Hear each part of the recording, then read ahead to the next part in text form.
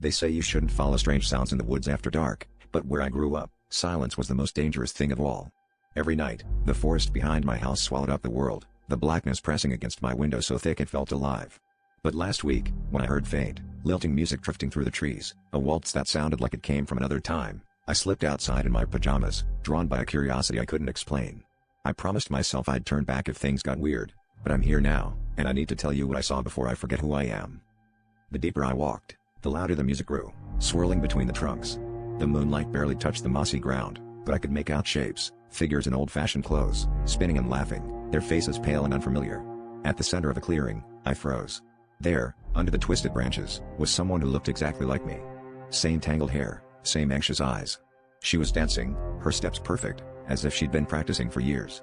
The strangers watched her with hungry smiles, their eyes too bright to be human. I tried to call out, but my voice caught in my throat, and suddenly, she turned to stare straight at me.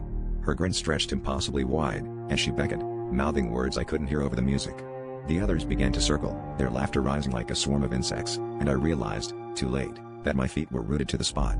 The ground pulsed beneath me, and every instinct screamed at me to run. But my body wouldn't obey.